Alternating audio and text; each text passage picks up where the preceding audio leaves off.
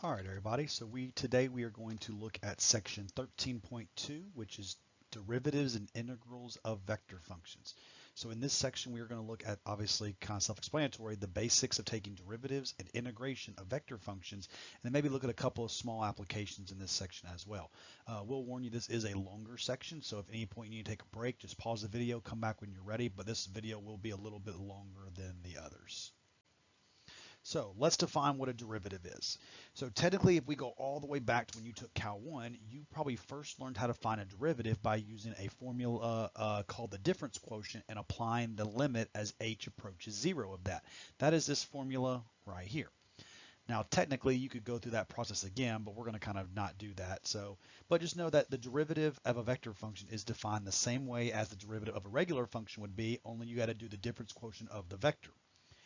When you find that derivative, there's some different names that you're going to hear it called when you're working with vectors versus maybe when you worked with just regular functions in Cal 1 and 2. The derivative, or defined as the vector r prime of t, is from here on going to also be known as the tangent vector.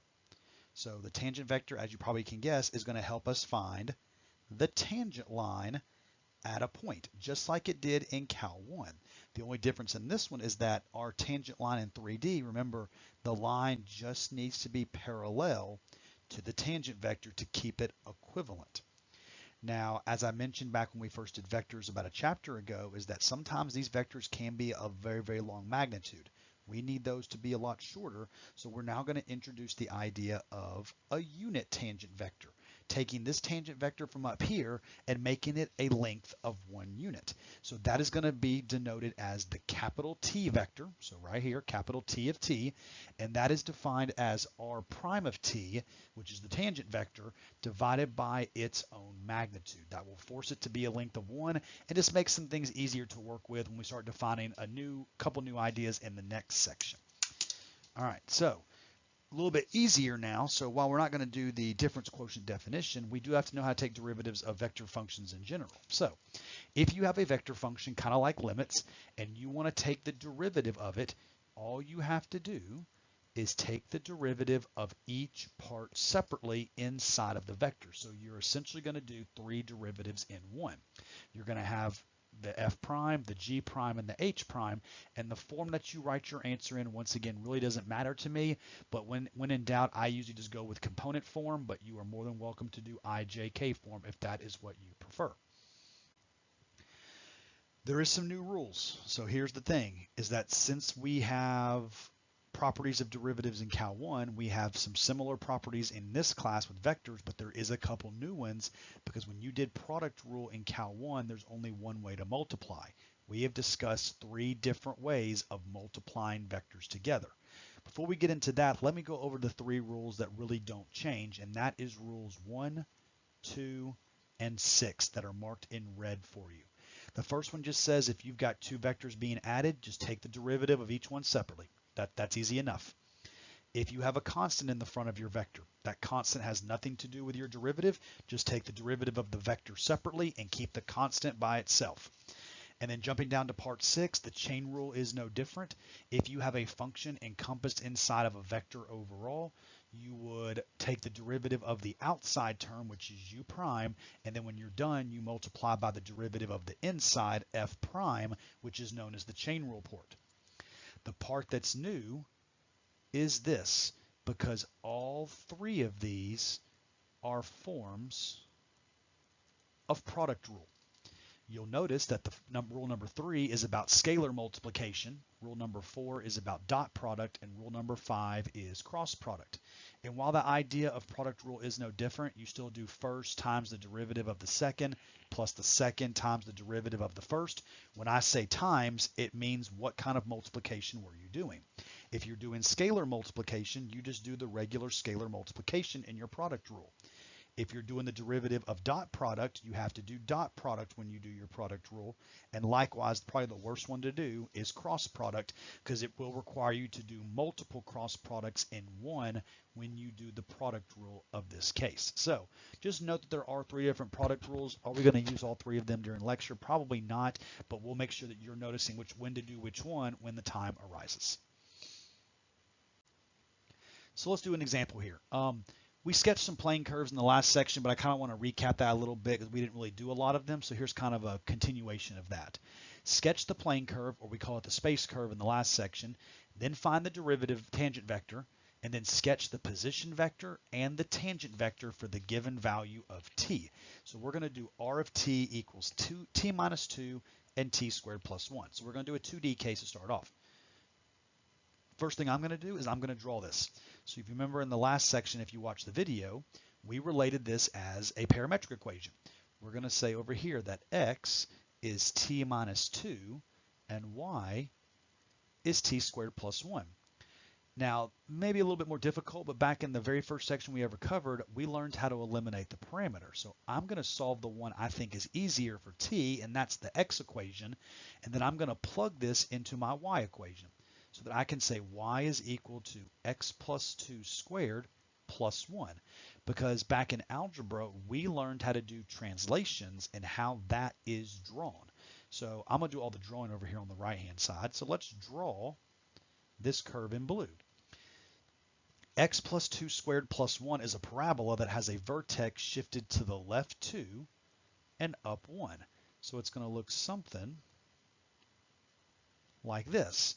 Now, I didn't plot points this time, so I'm actually not 100% sure which direction it's going. Maybe you can figure it out faster than I can, but I'm going to wait, and I'm going to show you how you can figure out what direction it's going using calculus. All right. Step number 2 says find r prime of t. So all that requires you to do is to go up to your vector and take the derivative of each component separately. The derivative of x is 1. The derivative of your y equation is 2t. So that is your derivative. Sketch the position vector and the tangent vector at the given t value. So what that's asking you to do, let me go to a different color, let's say green. We are going to find what is r of -1 and what is r prime of -1 individually. If I plug -1 into the original vector, that should give me an answer, let's see, of -3, 2. And if I plug -1 into this derivative vector I just found, that should be 1, -2. So the question is, what are these two curves telling you? The position vector tells you where you're going to end up at on the curve. So you'll start at the origin, and you treat this kind of like an ordered pair. I'm going to go left 3 and up 2, and that should fall to a point on the curve. So this right here is your position vector. Here's the one I like. Once you get that point, from that point, you can now draw the tangent vector. I can go right 1 and down 2. That one may not be on the line. That's fine. But this line right here, so let me use we'll use orange. This line right here tells you what direction the curve should be going. Since it is going in a downward direction, my curve has to follow that. So it means I know that I am sweeping down to that point and then continuing on going in a right-hand direction. So when in doubt, if you are not sure what direction your curve is going, you can use the tangent vector value to indicate the direction of a curve. And we'll use that to our advantage a lot more in the rest of this section. All right. So let me do a second one. So if you want to pause the video and try this one yourself, go for it, but I'm going to work through it the exact same way. Sketch the plane curve, find r prime of t, sketch the position and the tangent vector for the given t value. So we're going to do exponential functions because remember, you will not have a calculator on your final exam, so you got to be able to do this without just number crunching into a calculator, because if you don't show your steps, you'll lose credit on your final. All right, so I want to sketch this plane curve. Now this is written in IJ form, so that's fine. I'll let the first one be x and the second be y. So what does that tell us? X is e to the 2t and y is e to the t. And I need to build a relationship between these. And maybe you'll recognize is that you can get x by doing something to your y equation. Anybody know what it is? Okay, well if you didn't get it, how about squared? If I square y, that is equal to e to the t all squared, which is e to the 2t, and that matches x. So I can now say that x is equal to y squared. Over here on the right, it's a two-dimensional graph again, so what does x equal y squared look like? It is just a parabola. Oops, sorry, I didn't mean to draw that arrow in there. Let me get rid of that, because that may have given away the answer. My apologies. or I may be wrong. Who knows that? I haven't checked it yet. So you have a parabola on the positive x-axis. Now, technically, I don't know what direction it's going in yet, but we can verify that. I need the derivative. So I'm going to find the derivative of my vector function, and I'm going to put mine back in component form. Derivative of e to the 2t is 2e to the 2t, and the derivative of e to the t is e to the t. Then I've got to find both of those position and tangent vectors. So what did it ask? 0 this time? So let's find r of 0 and r prime of 0. Plugging 0 into the original vector, you should get 1, 1 as your vector. And then plugging 0 into your derivative should give you 2, 1. Now remember, what is the position vector? You start at 0, 0, and you go to the point 1, 1. That should be somewhere on your graph, so we're good. This next vector, this is the big one, this tells you the direction you should be going. So you start at where your position vector ended. I'm going to go right 2 and up 1. This one may not be on the graph, that's fine. But you'll see what direction is that tangent vector going in. That one right there. It's going in an upward direction. So if I go back to my original graph, this tells me, and I was kind of correct on my guess earlier, this graph is going in an upward direction based on the direction of the tangent vector. So as you can see, and this works in 3D as well, you can use a tangent vector to help you indicate direction of a vector or space curve in this case. All right, so while derivatives aren't that hard so far, sometimes we just need a basic derivative. So what I'm going to do now is just we're going to do a couple derivative problems maybe you haven't done in a while, just kind of as a refresher. So find the derivative of the vector function, the square root of t minus 2, 3, and 1 over t squared. What may help everybody here is just rewrite some stuff, just like you would in Cal 1. We don't like square roots when we do derivatives, so let's write that as t minus 2 to the 1/2. 3 is fine. And then if I move that t squared up, I can rewrite that as t to the negative 2. When I go to find the derivative of this vector, do each part individually. You're going to have a chain rule. So 1/2 times t minus 2 to the negative 1/2, technically times the derivative of the inside, which is 1. Derivative of 3 is 0. And using power rule, that would be negative 2t to the negative 3. Now, if I were to clean each of those parts up, so kind of jumping ahead, this should come out to be 1 over 2 times t minus 2 to the 1/2, 0, negative 2 over t cubed. And now that I've gotten that first one back into a 1/2 power, I can actually write this as 1 over 2 times the square root of t minus 2, 0, negative 2 over t cubed. This is the derivative of your vector function. And that's types of derivatives you may have to do a little bit later. They're not going to be overcomplicated, but they are going to be problems that you have to remember from Cal 1.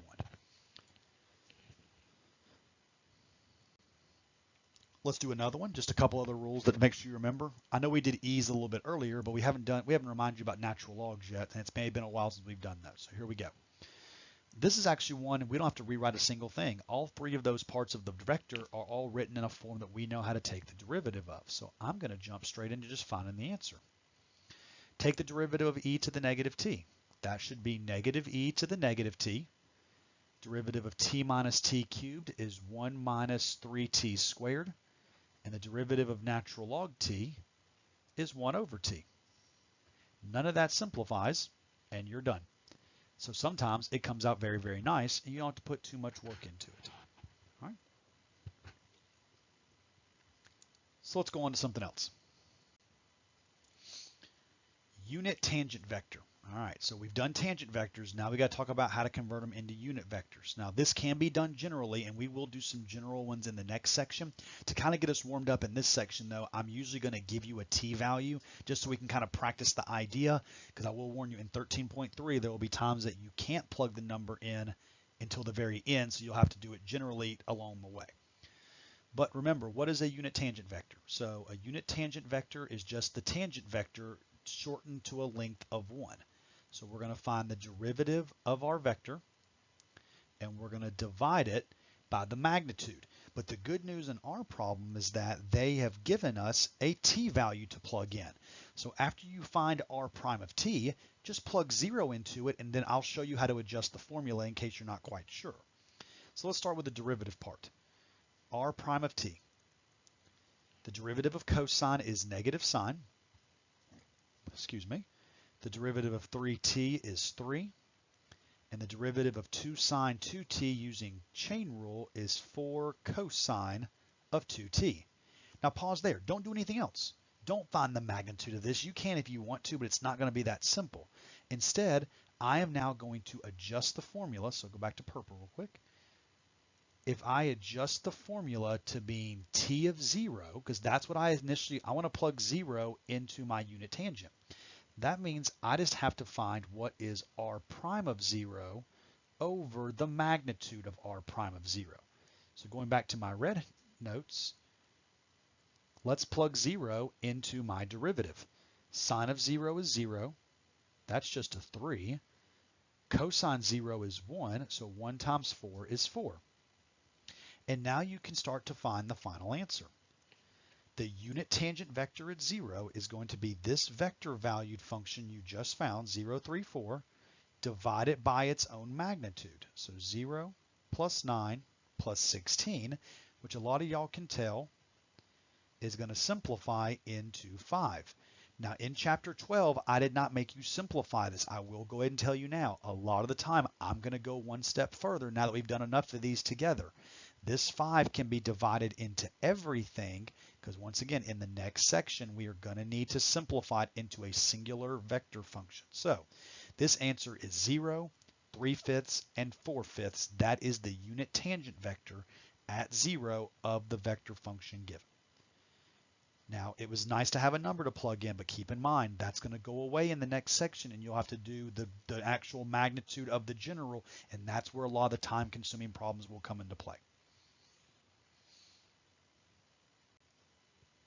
All right, so what I want to do now is, now that we've kind of learned what derivatives are, before we get into the integration part of this section, let's kind of bring back some stuff that we've done, and let's mix in some derivatives with it. So here's our next question. You've got a vector function, t squared and t cubed. I want you to find 4 things for me because I'm so nice to you even in an online setting. I want you to find the first derivative, which is the tangent vector.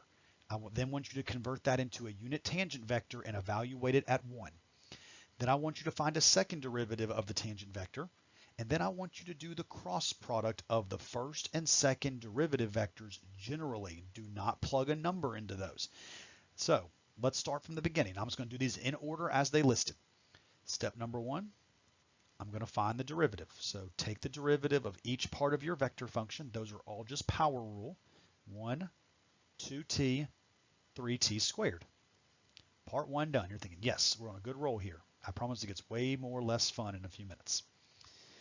Convert that into a unit tangent vector. So what I'm going to do is I'm going to find the unit tangent vector at 1, which is r prime of 1 over the magnitude of r prime of 1.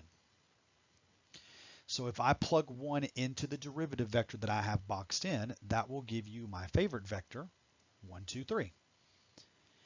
Then below that, I'm going to take the magnitude of the vector I just found, which will be the square root of 1 plus 4 plus 9, which does simplify into 1, 2, 3 over the square root of 14. And if I divide that into each term, that is 1 over root 14, 2 over root 14, and 3 over root 14. Remember, start getting used to doing that now because you're going to have to do a lot more going forward. That is part 2. Something a little bit new, but not too bad because we're going to need it for part 4. I need the second derivative of this vector function. So just like in Cal 1, if you want to take the derivative a second time, you take the derivative of the first derivative. So I'm going to take the derivative of r prime. That will be 0, 2, 6t. And then the final ending to this, probably the best part, I know you're looking forward to it here for everybody to see, is we are now going to take the cross product, and notice the order. You need to go in this order for future problems. We're going to take the first derivative and cross it with the second derivative. So I'm going to do that down here in purple. That's going to be I, J, k, take r prime, which is 1, 2t, 3t squared, and r double prime, which is 0, 2, 6t. This is really helping y'all get ready for doing cross product of non-values, because you're not going to have numbers every time to work with. But you do the cross product the exact same way. It would end up being 2t, 3t squared, 2, 6t for I, minus 1, 3t squared, 0, 6t for j, plus 1, 2t, 0, 2 for k. Find each of those determinants. Once again, to save a little bit of time, we've done enough determinants like this. I'm going to kind of just give you the answer if you simplify this. You should get, let's see, 12t squared minus 6t squared is 6t squared. 6t minus 0 with a negative out front is negative 6t. And then 2 minus 0 is 2. This is the vector function of your cross product. And I will tell you in the next section, we'll have to keep going with this. This is only part of an answer idea that we're going to develop going forward. But very good. You have found all 4 parts of this problem. Let's go on to the next one. That was so much fun. Let's do it again. Now, to kind of show you probably the worst I'll ever ask you to do, this derivative is not going to be as nice, but I'm not going to ask you to do near as much stuff this time. So here's what I want you to do. If you have the vector function r of t is e to the 2t, e to the negative 2t, and te to the 2t, find just the unit tangent vector at 0, the second derivative at 0, and then I want you to dot product the original first and second derivatives with no numbers being plugged in. So here we go. We're going to go in order again. T of 0. I can't do that without the first derivative because I'm going to need to find what is r prime of t. So the first 2 parts are just regular exponential derivatives. So that would be 2e to the 2t and negative 2e to the negative 2t. This is a product rule. So you're just going to do the product rule of the z component, which will be your first times the derivative of your second plus the second times the derivative of the first, which does simplify into 2e to the 2t, negative 2e to the negative 2t, and then 2te to the 2t plus another e to the 2t. Now that's not the answer we need. I now want you to take that and want you to reduce it to a unit tangent vector at a specific value. So I can now find what is t of 0. So big fraction here. On top, you're going to plug 0 into the first derivative vector that we just found. So if you plug 0 into all 3 components, you should get the vector 2, negative 2, 1. And below that, we're going to divide it by its magnitude, which would be 4 plus 4 plus 1, which gives me 2, negative 2, 1 over the square root of 9, which is 3. And once again, dividing that out from here on out. This is 2/3, negative 2/3, 1/3. That is part 1. That is the unit tangent vector evaluated at t equals 0. All right, part 2 I'm going to change to red. We are going to do the second derivative of the vector evaluated at 0. Well, I can't do that unless I find the second derivative. So way back up here at the beginning, you now need to find the derivative of that first derivative again. So the first 2 parts, once again, aren't too bad. You should get a 4e to the 2t, a 4e to the negative 2t, and then this is a product rule again. It's a product rule plus an extra derivative. So it's going to be product rule is first times the derivative of the second plus the second times the derivative of the first. And then don't forget to then add to that the derivative of the extra exponential, which is 2e to the 2t. That cleaned up is going to end up being 4e to the 2t, 4e to the negative 2t. Oh, let's see. Looks like you're going to get a 4te to the 2t. These last 2 actually combine because they're the exact same thing into a plus 4e to the 2t. They want us to plug 0 into this, so let's find r double prime of 0. So if I evaluate that second derivative vector at 0, looks like you will get 4, 4, and why not we go ahead and finish the fun thing and get 4 again. This is your answer. Now you may think the next part's probably the worst, and you may be correct, but the good thing is that a dot product is a little bit nicer than a cross product. The only thing is that these vectors aren't very pretty. So let's see that. I need to take r prime of t and dot it with r double prime of t. So I'm going to write all this out. It's a lot of terms. That first derivative that I have underlined at the very top is going to be 2e to the 2t, negative 2e to the negative 2t, 2t e to the 2t plus e to the 2t, dot that with this part I'm going to underline in blue. That is your second derivative vector, which is 4e to the 2t, 4e to the negative 2t, and then 4t e to the 2t plus 4e to the 2t. I know you're thinking that looks beautiful, and you may just be joking, but I think it's very nice. We need to now multiply the components together, and then we're going to see what gets combined. So here we go, down here below. Multiply, and I'm going to underline some stuff here. What we got? Multiply the first components. That's going to be 8e to the 4t. So we're done with that. Second components, that's going to end up giving us a minus 8e to the negative 4t. And then here's the worst part. I'm going to scribble below it because I don't want to do too many underlines. You're going to have to multiply these z components, which is going to require you to FOIL them together. So let's do first outer, inner, last out loud. If you multiply the first terms together, that is plus 8t squared e to the 4t. The outer is going to give you a plus 8t e to the 4t. The inner gives you a plus 4t e to the 4t. And the last is going to give you a plus 4e to the 4t. And if you look through, you now need to combine any like terms. So what do I notice?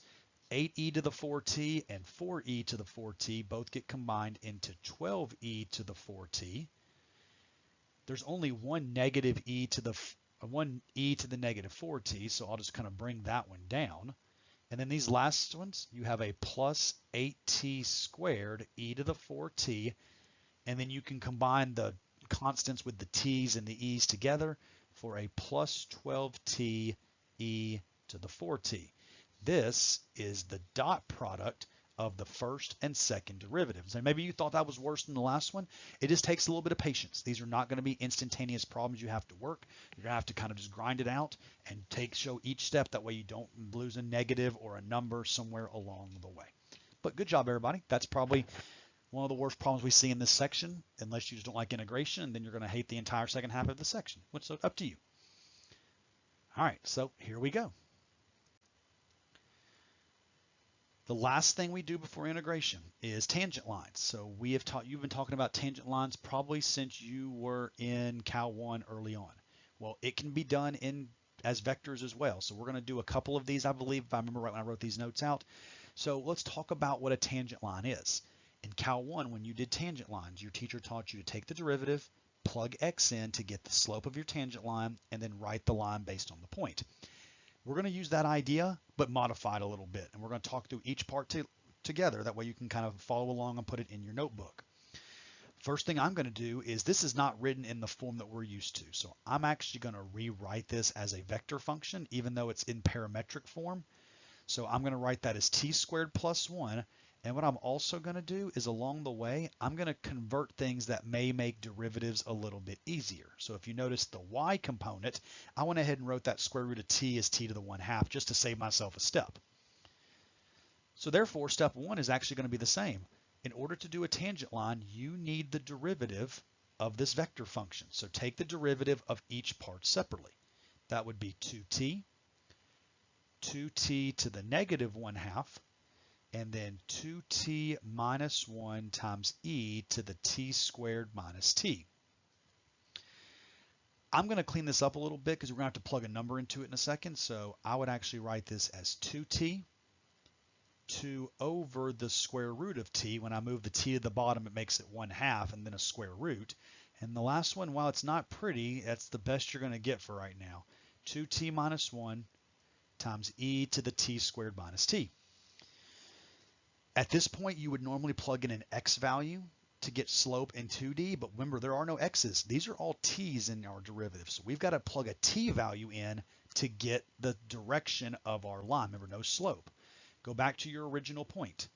You need to look at these points, so x, y, and z. And you've got to figure out what t value could you plug into all of the original functions that generates the point 2, 4, 1. So what t needs to go here, what t needs to go here, and what t's need to go there. It's got to be the same throughout. If you notice, I believe that you should get t equals 1. I am now going to plug this 1 into my derivative, and that's not called slope. I'm going to call this the directional vector of my tangent line, or here on called v sub t. So this is going to be r prime of 1, which is equal to 2, 2, and let's see, that's going to be 1 e to the 0, so that's just 1. That is your directional vector. Then you have to write the equation of the tangent line as a parametric equation. So you're going to use the point and this directional vector and go back to what we did in section 12.5 and write your line. You should get x equals 2 plus 2t, y equals 4 plus 2t, and z equals 1 plus t, where your x naught, y naught, and z naught are the numbers in the point, and your a, b, and c are the numbers in the directional vector. That is the equation of your tangent line at the point in vector form.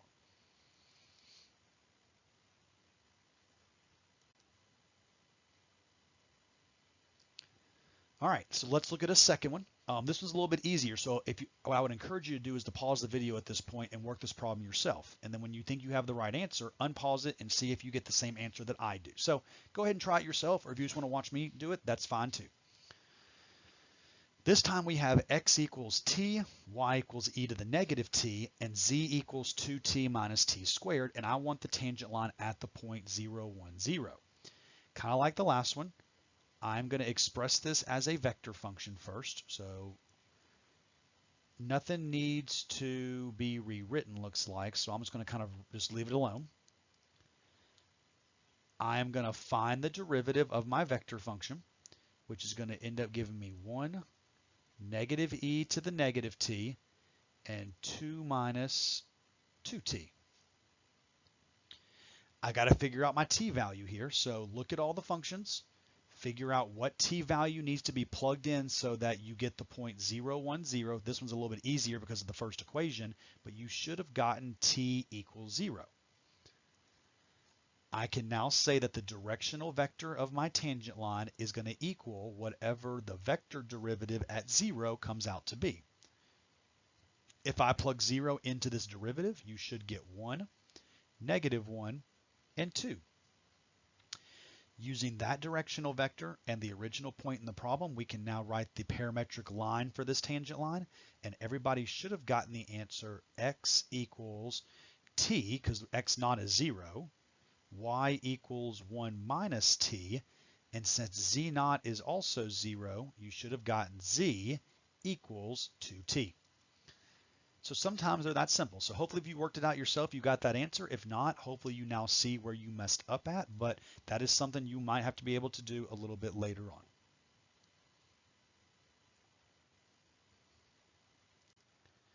All right, so now we're to everybody's favorite part. We are now going to integrate vector functions. So what you have to remember is that integration, just like derivatives and limits, is going to be absolutely no different. So when you are asked to integrate a vector function, you are going to, technically, you're going to use the same limit summation formula that you covered in Cal 2, so don't worry about that. But you're going to have to integrate every single function separately. Now, if it is a definite integral, you will have to integrate each one with respect to a to b every time. That is where it can be a little time consuming. But occasionally you will get an indefinite integral in this case. If you get an indefinite integral, here's where you're going to have to be careful, especially on your final exam. You've been always taught to add plus c, but these are vector functions. You will now have to add a vector constant to your answer. So make sure that you denote that constant as a vector, or technically it is not right, because we don't know where this constant goes. Will it go into I? Will it go into J? Or does it go into K? We won't know without more information, so we can't make that assumption right now. So just make sure you make it a vector and not just a regular constant like you did in Cal 2. So let me show you an example. Here's an example of a definite integral that you need to evaluate. We are going to integrate from 0 to 2 ti minus t cubed j plus 3t to the 5th k dt. I'm going to try to do this all at one time. If the problems get a little bit harder, I may change course a little bit, but for now, these integrations are a little bit easier. So what I'm going to do is we are going to evaluate each one separately, integrate each one separately. So if you were to integrate t, it would be t squared over 2 minus, and you notice that I'm dropping the I, j, and k off right now. I'll bring those back in just a few minutes, so don't worry about those right now. Minus t to the 4th over 4 plus 3t to the 6th over 6, evaluated from 0 to 2. Now, don't do it all at the same time. So this is where, like I said, I would be very, very careful. And I kind of made a little small boo-boo, but make sure that these are all separate, I, J, and K.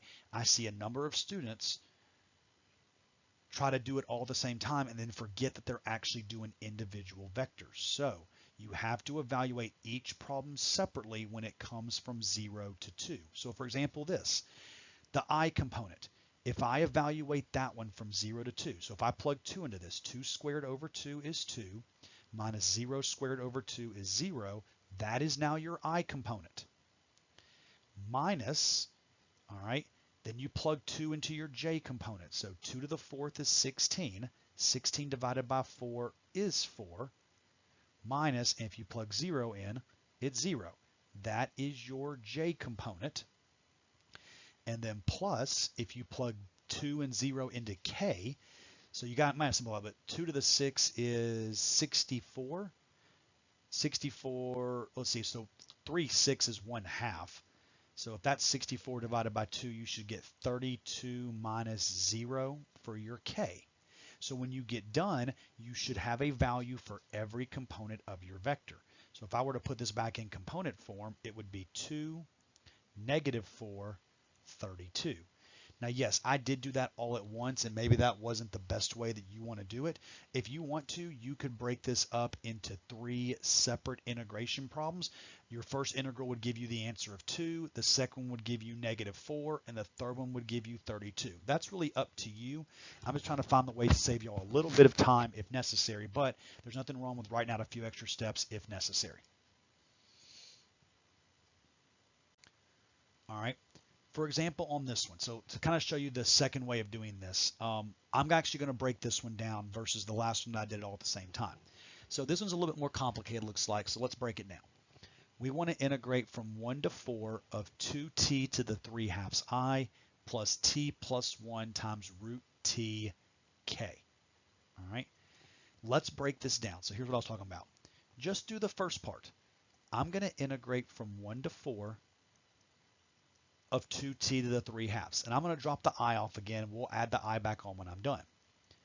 When I integrate this, this 2 doesn't do anything.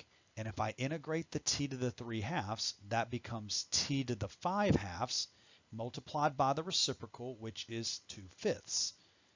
I need to evaluate that from 1 to 4. Bringing the 2/5 out makes it a new constant of 4/5. Then this becomes 4 to the 5/2 minus 1 to the 5/2, which is going to be 4/5 times 4 to the 5/2 is the same thing as 2 to the 5th, which is 32. And then 1 to the 5/2 is 1. That's 31. So 31 times 4 is 124 over 5. That is going to end up being the I component in this case. Then you need to do the second one. So once again, I'm done with I. There is no j, so we're going to skip over that part, and we're going to jump straight and do the k component. That is the integral from 1 to 4 of t plus 1, and I'm going to rewrite that square root of t as t to the 1/2. While you can do probably some fancy use sub if you want to, don't make life hard. This one's pretty easy just to distribute the t to the 1/2 to both terms. So this is the integral from 1 to 4 of t to the 3/2 plus t to the 1/2 dt. Each one of those, we're going to add 1 to the power and divide by the power. So you should get a t to the 5/2 with a 2/5 out front, plus a t to the 3/2 with a 2/3 out front. And I need to evaluate each one of these from 1 to 4.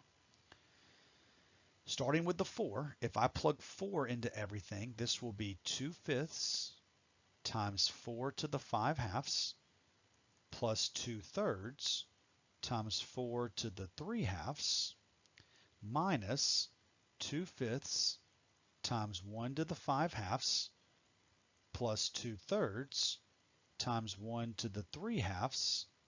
All of this you now have to put together. So hope fractions are your friends here. So here we go. This is going to end up being 2/5 times 4 to the 5/2 is 32 again, plus 2/3, 4 to the 3/2. Let's see, that's going to be 2 cubed, which is 8, minus, and then plugging 1 in doesn't really do anything, so that's 2/5 plus 2/3. Keep going.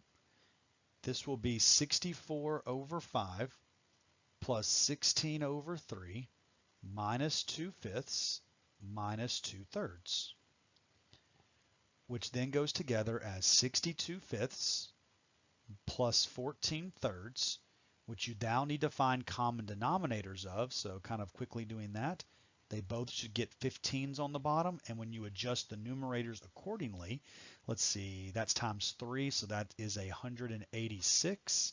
That's times 5, so that is 70, which gives you 256 over 15, and that is k. Now on your homework, you will have to put this all together. So back to the very top in green, your final answer is 124 over 5i plus 256 over 15k. Like I said, the more complicated it gets, you might encourage yourself to go ahead and break it up like I just did on this problem. But if you are happy to do it all at the same time, just make sure you stay organized, because sometimes it's hard to follow if you have a jumbled mess on your paper. But that is the answer to this example.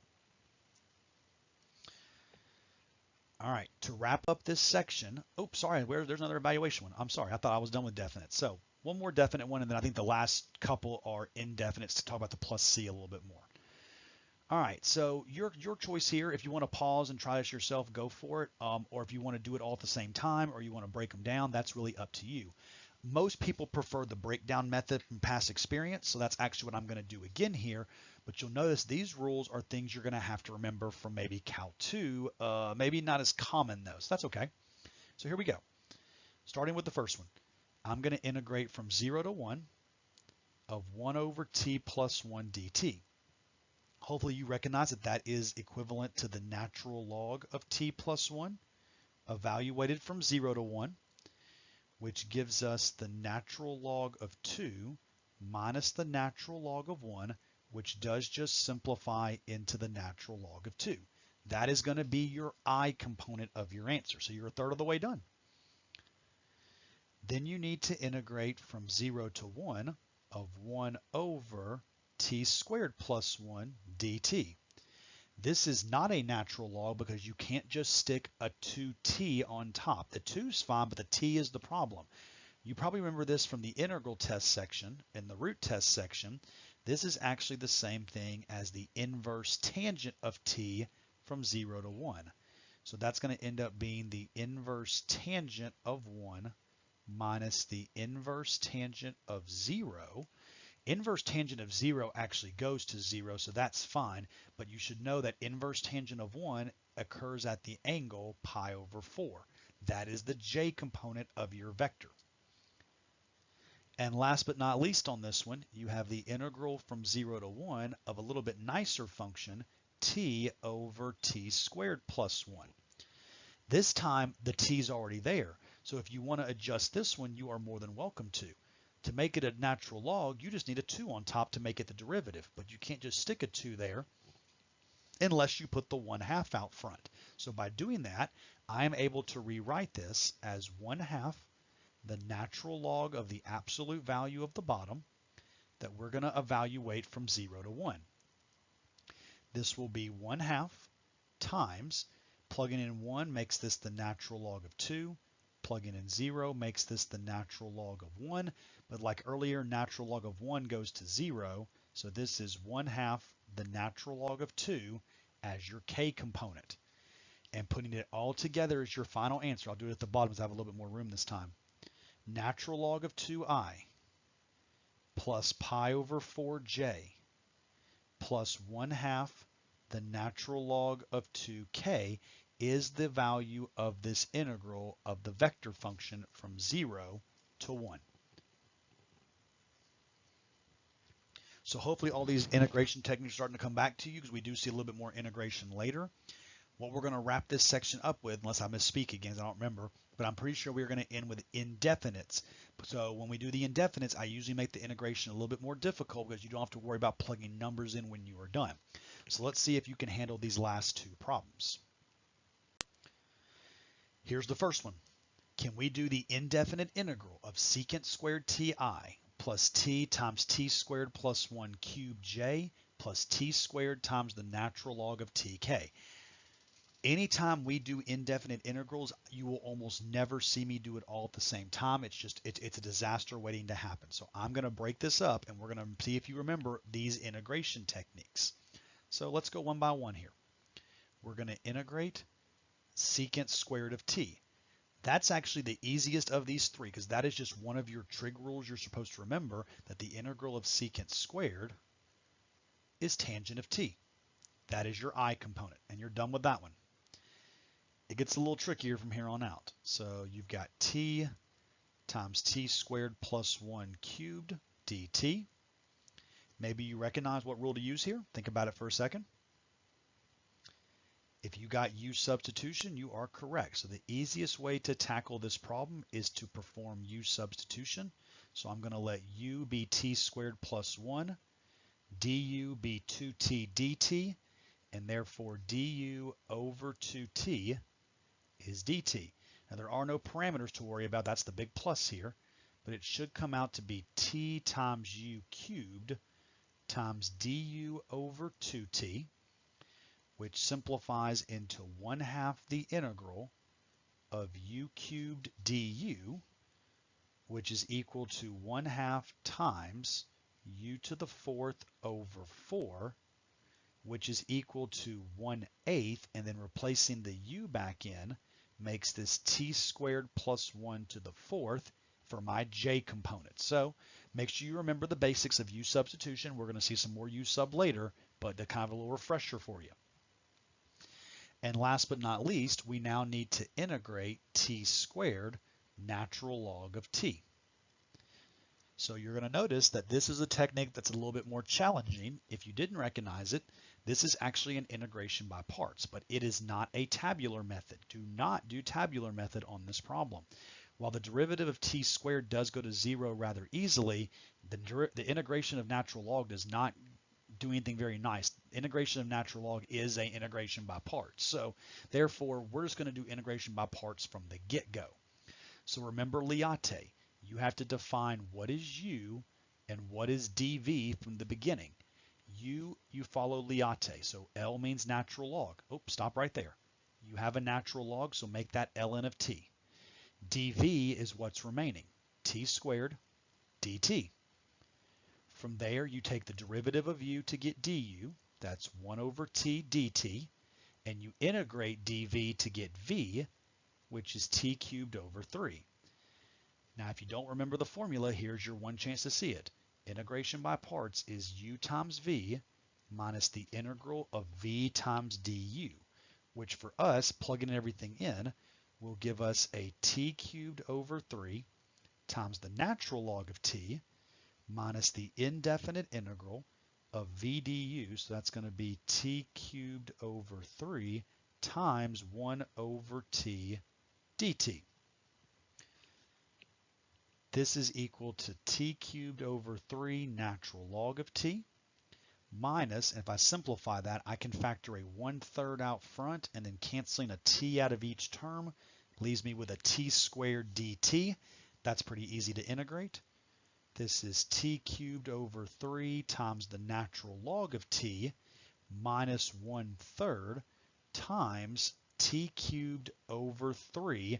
And all of this, and I'll simplify when I'm going to do the final answer, all of this is going to be your k component.